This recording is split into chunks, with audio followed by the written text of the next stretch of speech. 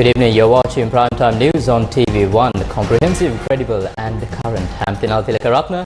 And I'm Thiruni Karunaratna. Here are tonight's top stories. The headlines on Newsfirst. Global growth is slowing to lowest level since pandemic, says World Bank as it warns of further growth risks. Parliament approves 20 billion rupees supplementary budget allocation. ADB announces $4 billion support package for Sri Lanka and region. Verdict date fixed in Pujit Jayasundara Easter attacks negligence trial. Sri Lanka targets mineral value addition with new national policy rollout.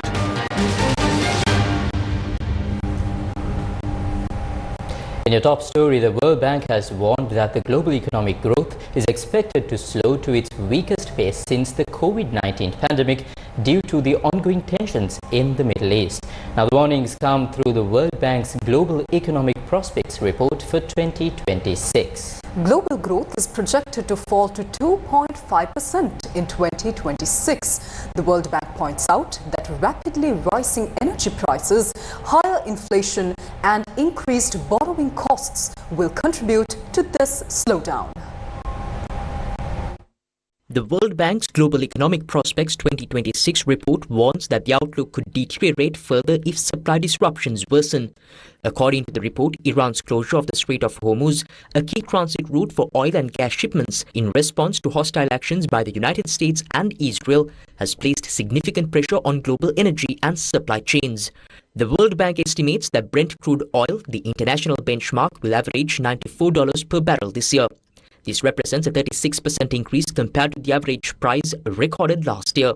The report further projects a significant rise in fertilizer prices this year, noting that it will also impact global food prices.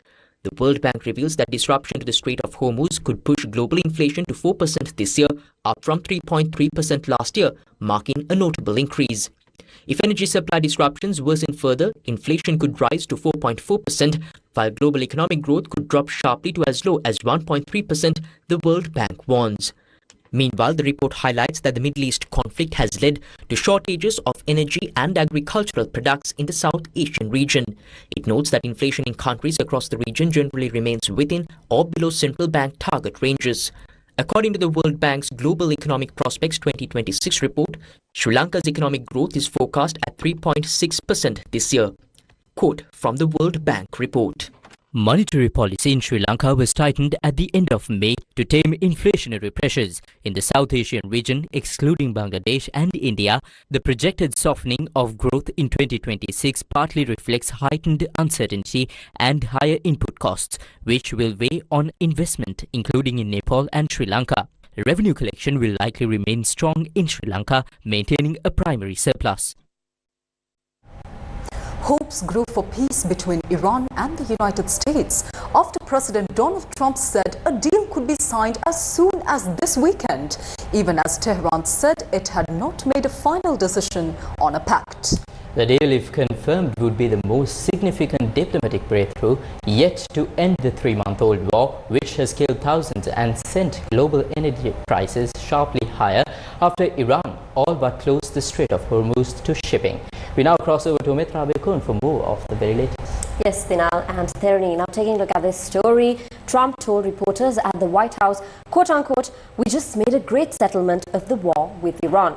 He also said, I quote, "The strait will officially open as soon as we sign," which could be soon, very soon, maybe over the weekend in Europe, end quote, adding that Vice President J.D. Vance would also attend the deal signing.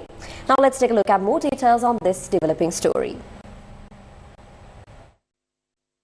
We just made a great settlement of the war with Iran, and we're going to be subject to finalization of documents, which should get done over the next few days. Probably have a signing maybe in Europe, and it's a great thing. Stock market's up 1,000 points. That means they like the deal. See, that means they like, if the market goes down, that means they don't like the deal. But it's been up, oil's dropped. Oil will start coming down to, I think, even lower than it was before. I said I was in Iowa.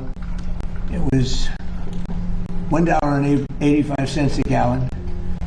And I don't know if I'm going to get there, but we're going to get pretty close. It's going to come down, and when oil comes down, everything else comes down. And most importantly, we have a deal that Iran will never have a nuclear weapon, which was the whole purpose of what we had to go through to get this. So it was a big, very big thing. But we have a signing soon, and the documents are in pretty final shape. So we'll see. We'll see. Very good. Should be done. And that should be done pretty quickly. They want it every bit as much as everybody else wants it.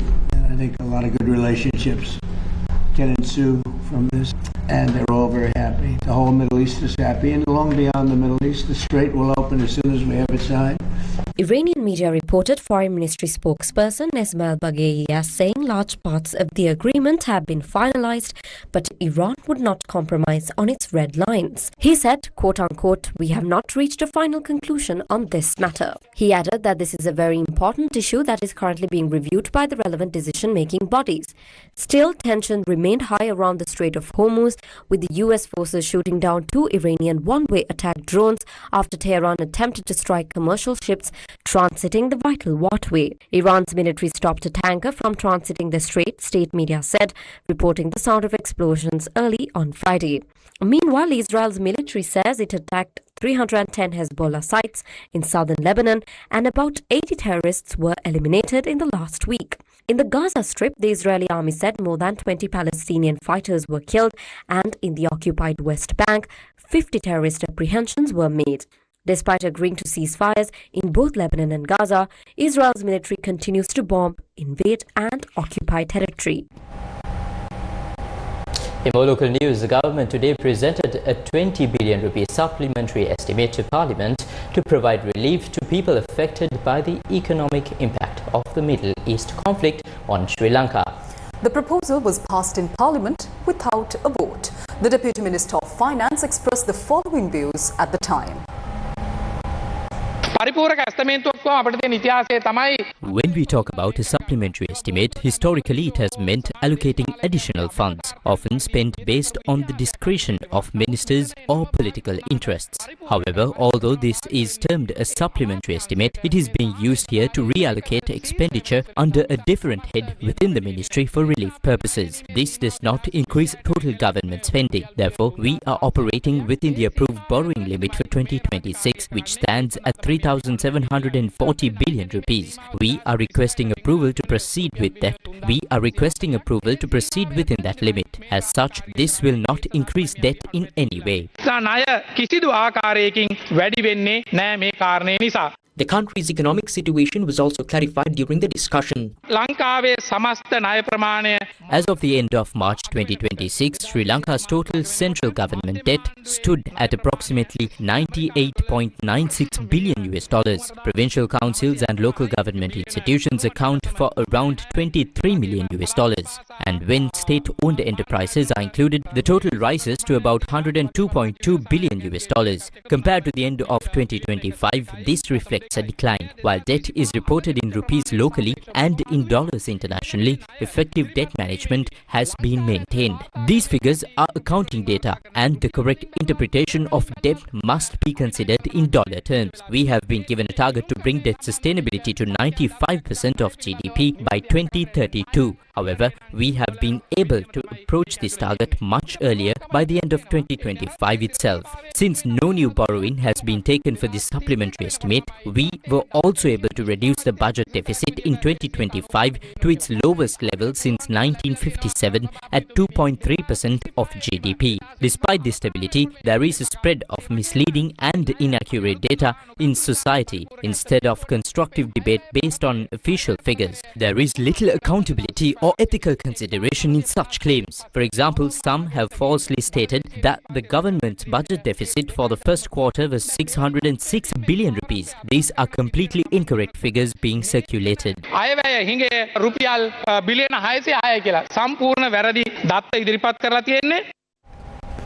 The Asian Development Bank unveiled a $4 billion emergency support package. Sri Lanka has also been included in this financial aid drive.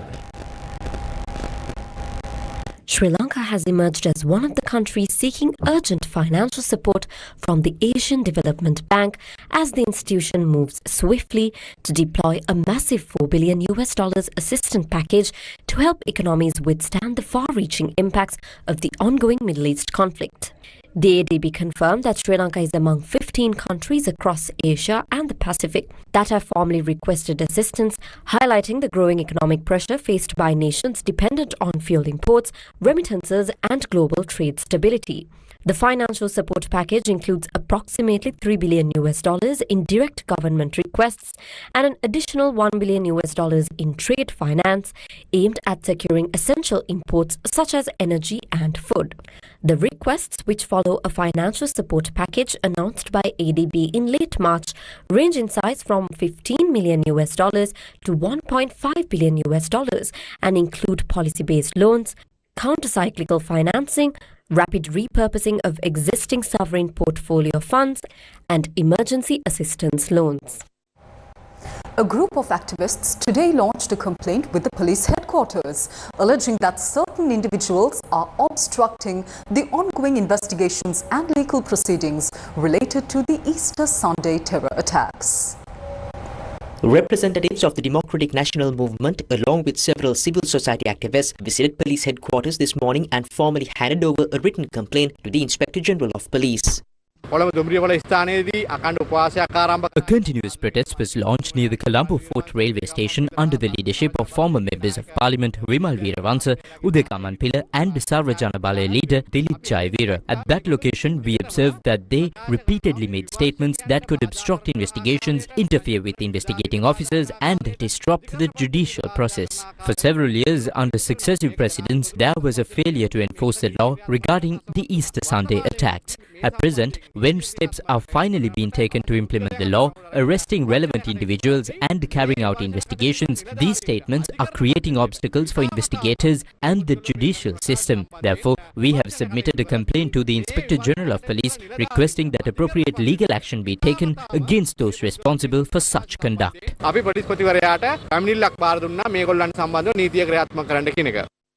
Government MP Najit Indika responded in Parliament today to a statement made by Sri Lanka Pojana Perumuna MP Chanaka Madugoda regarding Suresh Saleh. Suresh Saleh මහත්මයා කියලා තිබෙනවා ඔහුගේ පවුලේ අයට එතුමාට වද හිංසා දෙනකොට CCTV කැමරා 8ක් එතුමා වටේ තිබුණ කියන කාරණේ අපිට විශ්වාස කරන්න වෙලා තිබෙනවා. Mr. Suresh Saleh has stated that when he and his family were being harassed, there were 8 CCTV cameras around him. We are compelled to believe that claim. The question is whether those CCTV cameras captured a third party harassing Mr. Suresh Saleh. We challenge you, if that is not the case, then say so. We challenge you to present those CCTV recordings before Parliament for members to view. Furthermore, commenting on Mr. Suresh Saleh, Ananda Vijayapala told Parliament that 3 weeks before the Easter attacks, sensitive data relating to Catholic churches was collected and handed over to several individuals. He also stated that those intelligence operatives were brought to the Galadari Hotel for discussions. However, it is possible that Ananda Vijayapala was either given incorrect information or lacks proper understanding of the matter because Mr. Suresh Saleh was not in Sri Lanka at the time. He was overseas. That is clearly stated in the report of a highly respected former Supreme Court judge. ඉමාම් මැතිතුමාගේ වාර්තාවේ පැහැදිලිව සඳහන් වෙලා තිබෙනවා. ජනාධිපතිවරු 3 දෙනෙක් යටතේ පරීක්ෂණ කටයුතු සිද්ධ වෙන්න තු තිබිලා. For the first time after investigations did not progress under 3 presidents, we are now seeing some movement forward in these investigations, and this is being acknowledged by people across party lines in the country. What did the SLPP MP just do a moment ago? He practically conducted the trial here. According to this, there is no need for judges or courts. Now he seems to know everything, whether Mr. Saleh was in Sri Lanka, his travel details, what he did, what happened on CCTV cameras, and every other detail. If that is the case, there is no need to go before a court or examine evidence. He and his party leaders, including Namal Rajapaksa, should simply present everything they know. I am not discussing the investigation itself, but I, as an individual and as a citizen, do not possess knowledge such as where CCTV cameras are installed at the CID or how they are used in investigations as he appears to claim. What I do have is a feeling in my conscience that something is now taking place, and this is not just my view. If you look at recent media reports, even the families of victims who lost their loved ones in the attacks feel that for the first time a proper investigation is happening. According to him now, it is not even the statement of ministers, police or judges that matter. It is what an SLPP MP says case that should be accepted. We have seen court orders such as travel bans issued against former President Gotabaya Rajapaksa. Courts do not issue such orders without valid reasons. These are the facts we observe. But now it appears that the SLPP's position is based on its own narrative about Mr. Saleh. Just a few days ago, some of the members staged a protest near Fort Railway Station. But when people from affected areas like Katuapitiya said they would protest against those opposing investigations, they quickly withdrew. That is what happens when the public stands against them. At the very least, allow these investigations to continue. අඩුමතරමේ මේකේ මේ පරීක්ෂණවලට යන්න දෙන්න.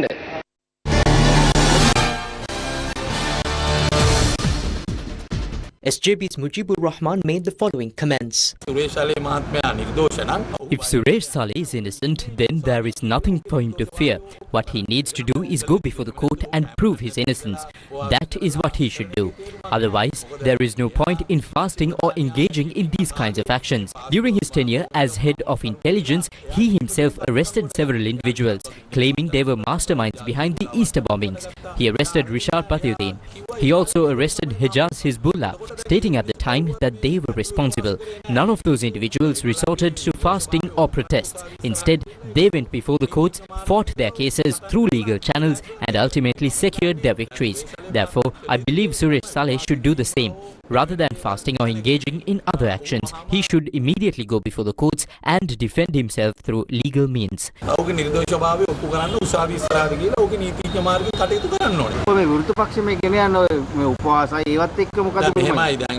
don't agree with politicizing this issue. This goes beyond politics. This is not a matter to be used to gain power or to remove someone from power. This is an issue concerning national security, national unity and harmony among communities in this country.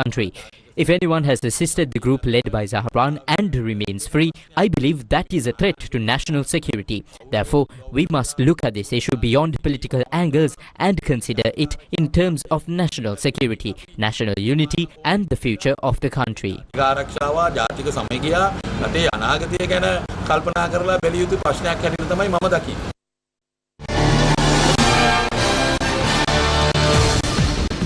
The Colombo Permanent High Court trial at Bar today ordered that the verdict in the case filed against former Inspector General of Police Pujit Jayasundara be delivered on the 31st July.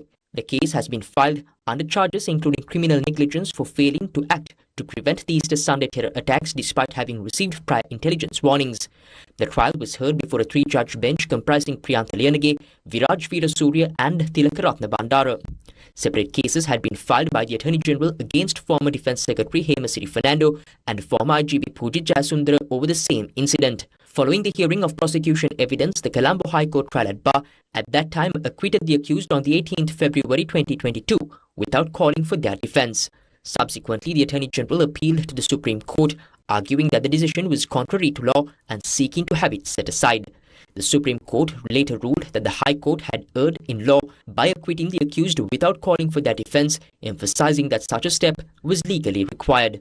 Accordingly, the case was ordered to be retried, leading to the current proceedings. Concluding the hearing of evidence against former IGP Pujit Jayasundara today, the trial at Bar bench fixed the 31st July for the delivery of the verdict. Meanwhile, further hearings in the case against former Defence Secretary Hemasiri Fernando were postponed until Monday at 3 p.m.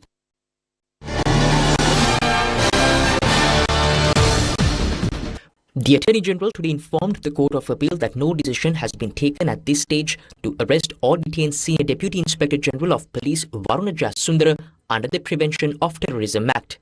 The submission was made by Deputy Solicitor General Suharshi Herath on behalf of the Attorney General when the writ petition filed by Senior DIG Varuna Jayasundara was taken up in court.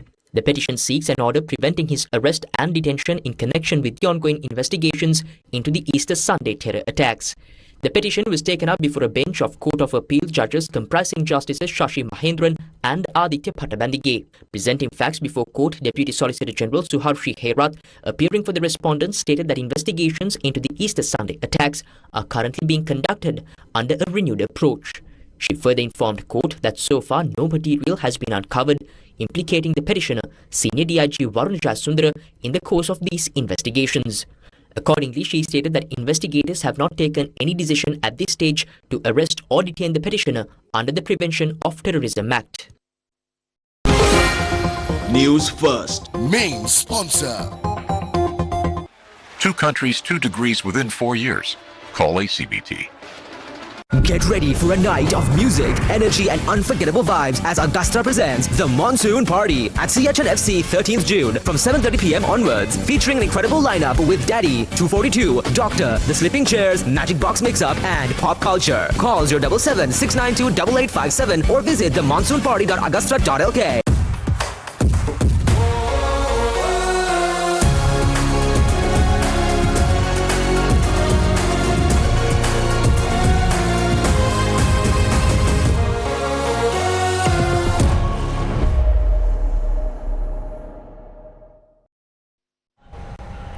Welcome back to the news. Sri Lanka has officially implemented its new national mineral policy from yesterday. The Ministry of Industry and Entrepreneurship Development stated that the new policy is designed to open up investment opportunities in a more transparent and structured manner. In recent years, Sri Lanka's mineral resource sector has been subject to numerous allegations of corruption, fraud and irregularities, largely attributed to previously opaque policies and weak regulatory frameworks. According to the ministry, although 471 exploration licenses have been issued since 1993, only about 28 have progressed to mining licenses, and of those, just 8 remain actively operational. It has also been revealed that many license holders have used these permits primarily as instruments for stock market manipulation rather than for genuine exploration or mining activities. The new policy also seeks to reduce Sri Lanka's reliance on exporting raw minerals by promoting local processing and value-added production industries, thereby retaining greater economic benefits within the country. Under this new policy, our primary focus is to regulate the entire process, from exploration to mining, processing and value addition. Going forward, all exploration activities will be conducted through the Geological Survey and Mines Bureau. The results of these explorations will be officially gazetted, after which expressions of interest will be openly called for and investments will be awarded through a transparent process. Under the new national framework, priority will be given to investments that add value to mineral resources rather than exporting them in raw form. The core objective of our new policy is to stop exporting mineral resources as raw materials without adding value. We have already conducted raids in areas like Kotikambokka in Vallavaya. For example, when quartz is processed and value is added, it can be transformed into high-value products, even reaching gemstone level quality similar to diamonds. This presents a major opportunity for value addition. Even the raw blocks that are exported can be processed further to achieve higher value. Currently, the true value of our natural resources is being realized by other countries. The ministry has also urged local investors to step forward and take advantage of the opportunities created under the new policy. A large number of applications for exploration licenses have come from foreign parties as they clearly understand the value of these resources. However, we are urging our local investors, industrialists and producers, even those from other sectors, to come together, collaborate and invest in value-added mineral industries. If competitive bidding is dominated by foreign companies, we will have limited alternatives. It is disappointing that more local investors are not stepping forward. We assure full transparency, with no special treatment given to anyone, and all investments will be called through open invitations.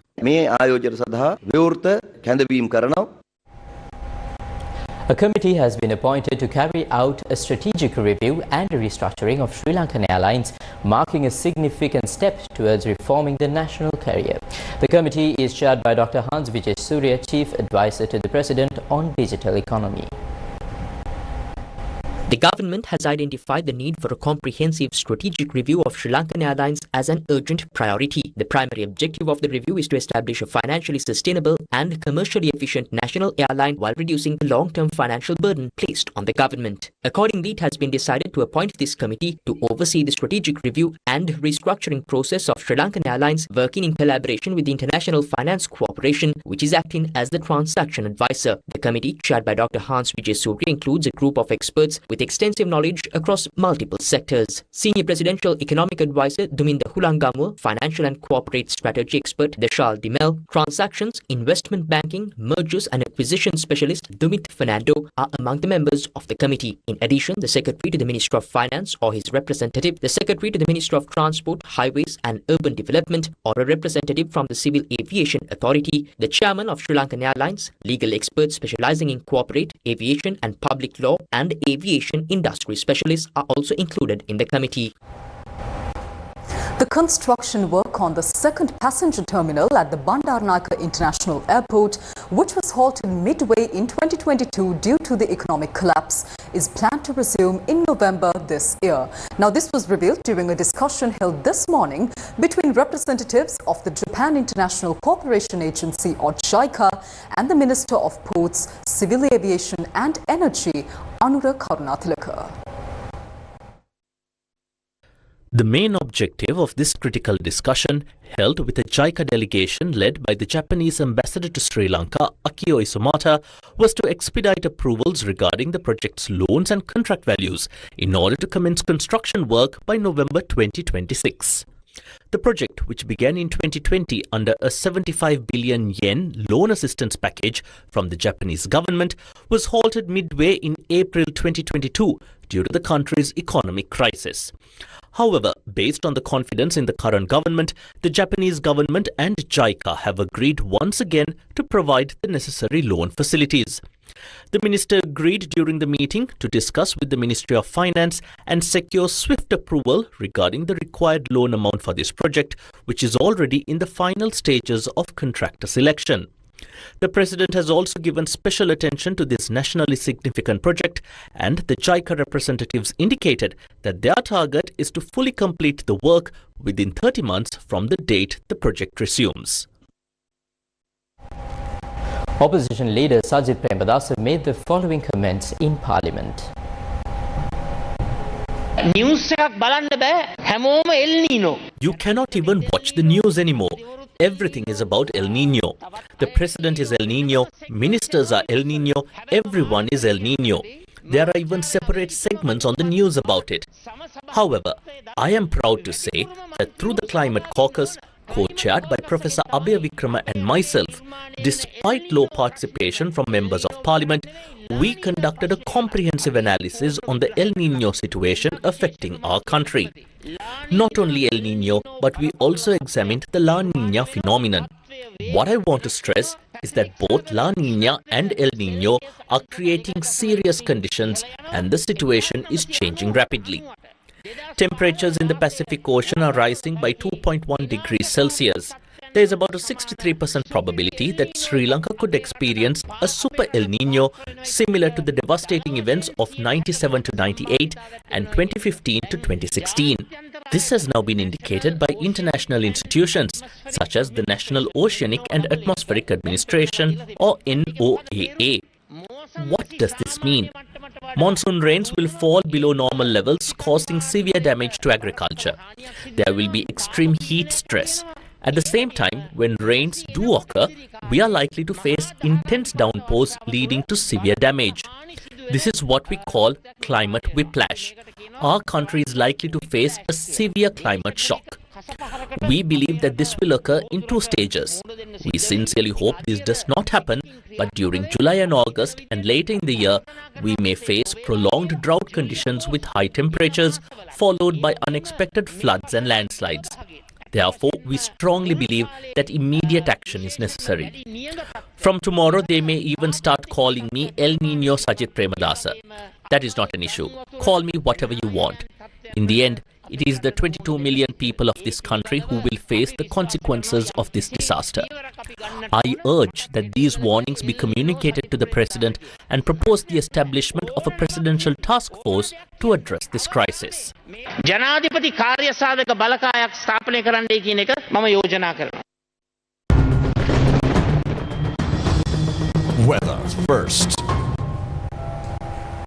The Department of Irrigation says that the water level of the Kudaganga, a tributary of the Kalu River, continues to rise and has reached warning level due to heavy rainfall. The department also noted that the water levels in the Kalani, Nilbala and King rivers as well as the Attanagaluya are steadily increasing.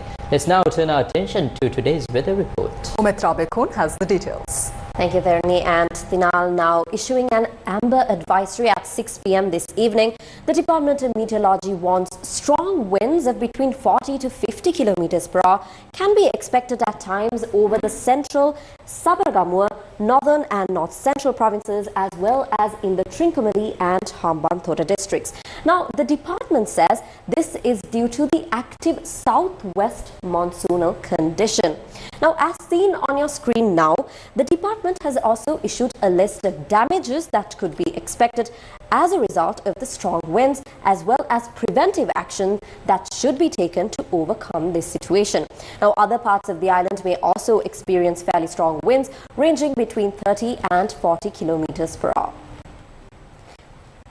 Moving on, the Met Department predicts showers exceeding 75 millimeters in the western, Sabargamua and northwestern provinces, as well as in the Gaul, Matra, Kandy and Nuwara Eliya districts. Now, a few showers may also occur in the Hambantota and Anuradhapura districts.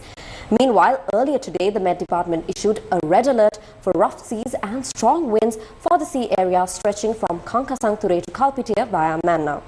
The Department of Meteorology has advised the fishing and naval communities to avoid venturing into the sea areas until further notice.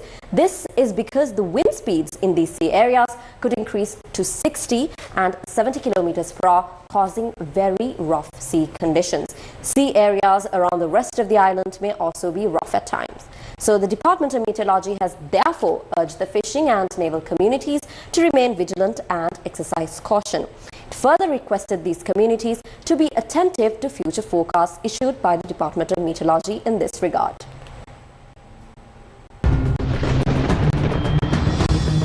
Weather first.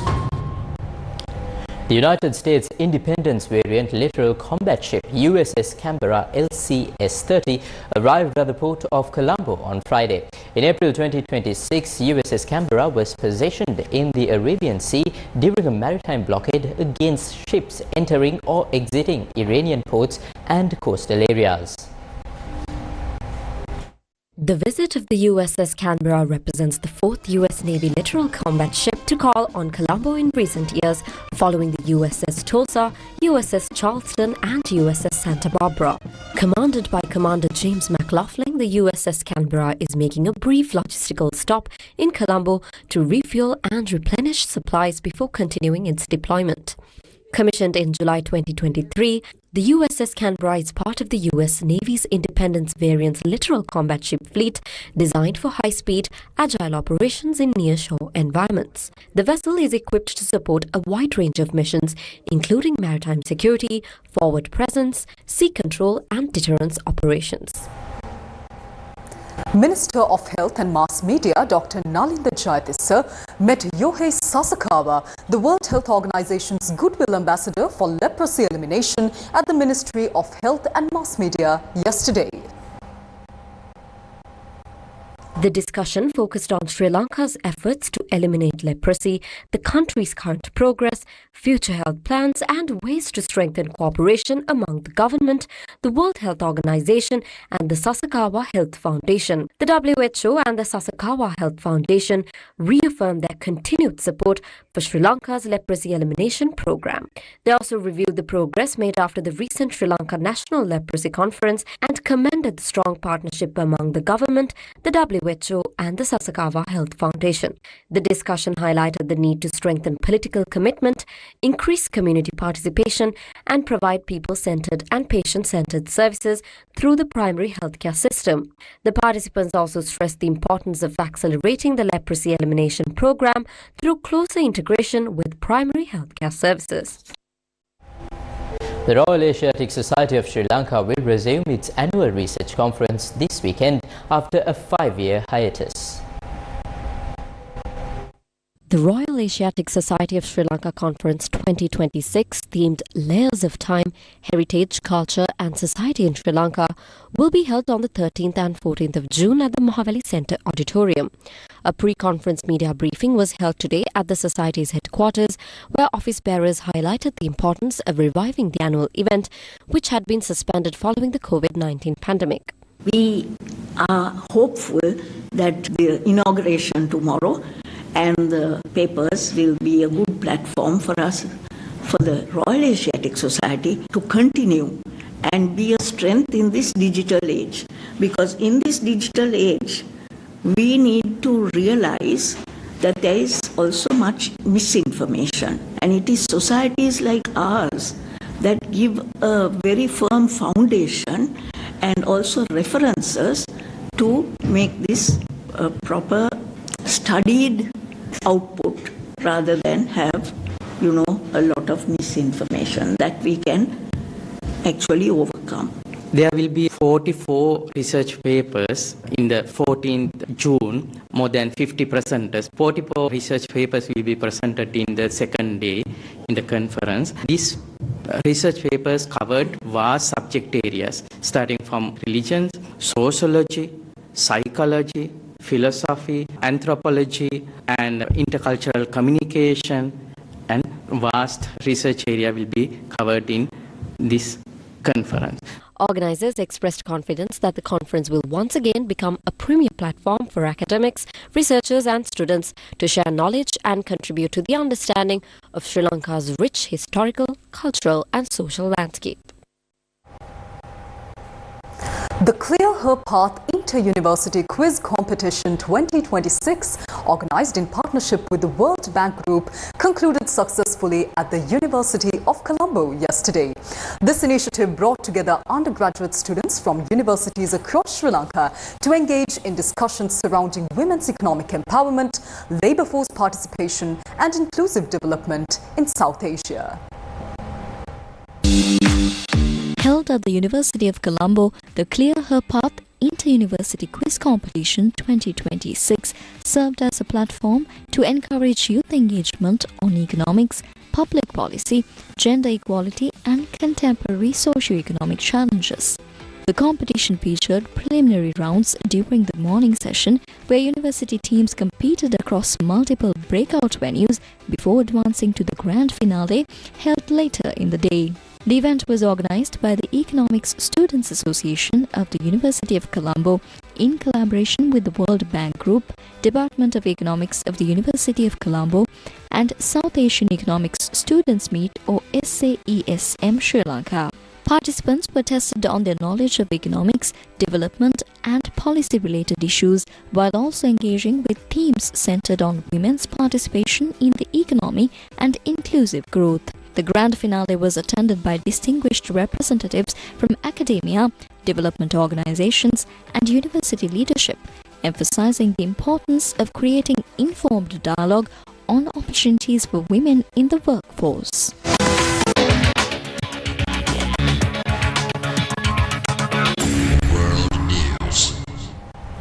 Let's take a look at a news item which has grabbed social media attention, rather global attention. Social media platforms owned and operated by Meta are currently experiencing a massive global outage. Tens of thousands of users are reporting issues with Facebook, Instagram, Messenger and WhatsApp, with problems ranging from uploading failures and missing feeds to being automatically logged out. Foreign media reported that Meta had posted about this outage on its Facebook ad status dashboard, indicating quote-unquote high disruptions, but yet has not disclosed the exact technical root cause of the crash. There were more than 62,000 reports of issues with Facebook and more than 8,000 reports of issues with Instagram as of 10:11 a.m. Eastern Time, according to downdetector.com, which tracks outages by collating status reports from a number of sources. Among the reported issues, 56% of users were unable to access the mobile application, 25% were unable to log into their accounts, and 13% reported other related issues on the website. It is stated that nearly 3.5 billion Facebook users and close to 2.5 billion Instagram users have already been affected by this situation. However, in Sri Lanka, the outage has by now been restored to normalcy. Moving on to the Middle East, or in more international news, the Seoul Central District Court handed down a 30-year prison sentence to former South Korean President Yoon Suk-yeol today. We now cross over to Sandro Ferdinando for the details. Thank you, Theruni and Tina. So let's take a look at this story in detail. A South Korean court sentenced former President Yoon Suk-yeol to 30 years in prison for charges linked to his ordering an incursion of military drones over North Korea to help create a pretext for his failed December 2024 martial law declaration. The Seoul Central District Court found Yoon guilty of aiding the enemy and abuse of power, saying he had conspired in the October 2024 drone incursion over Pyongyang from the outset, according to a court statement. The ruling adds to a series of judgments against the ousted conservative leader, once South Korea's top prosecutor, whose martial law order plunged Asia's fourth largest economy into its deepest political turmoil in decades. Yoon had denied any wrongdoing over the drone incursion. His lawyers said he neither ordered nor later approved the operation, which they said was unrelated to martial law and instead a response to months of North Korean launches across the border of balloons stuffed with rubbish. Prosecutors had sought a 30-year prison term for Yoon in April. In February, a South Korean court sentenced Yoon to life in prison after finding him guilty of leading an insurrection linked to the martial law attempt. He was removed from office last year after the Constitutional Court upheld his impeachment, triggering a snap election that was won by Liberal President Lee Jae-myung. Yoon, who is already in custody, can appeal Friday's lower court ruling. The embattled former president has appealed the earlier rulings against him.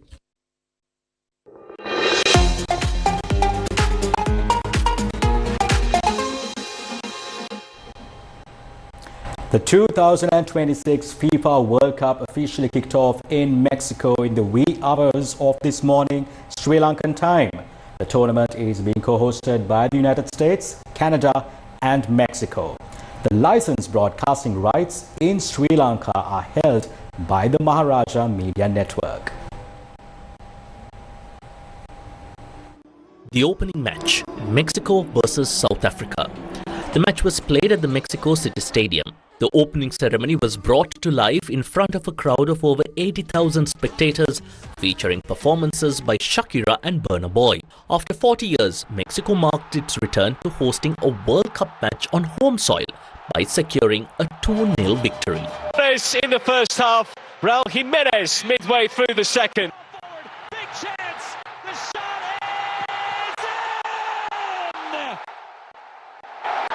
is in. The second match, South Korea versus the Czech Republic. It was played in Guadalajara, Mexico, in front of 44,000 spectators. South Korea claimed victory with a 2-1 win. Two matches are scheduled for the second day of the tournament. The match between Canada and Bosnia and Herzegovina will kick off tomorrow at 12:30 a.m. in Toronto, Canada. The match between the United States and Paraguay will be played tomorrow at 6:30 a.m.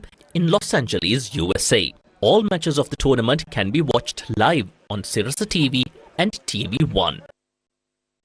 And now shifting to rugby, in some disappointing news, the game between Sri Lanka and South Korea in the 2026 Asian Rugby Championship has been cancelled. Asia Rugby stated that the decision was taken due to visa-related issues. The final game of the 2026 Asian Rugby Championship between Sri Lanka and South Korea had been scheduled to take place tomorrow in Incheon, South Korea. Asia Rugby announced that the decision to cancel the match was made after it was confirmed that the Sri Lanka national team was unable to obtain the required travel visas to enter South Korea in time for the fixture. The governing body further stated that in coordination with Sri Lanka Rugby and the Korea Rugby Union, multiple options were explored to resolve the issue. However, due to the inability to complete the visa process within the required time frame, the cancellation became unavoidable.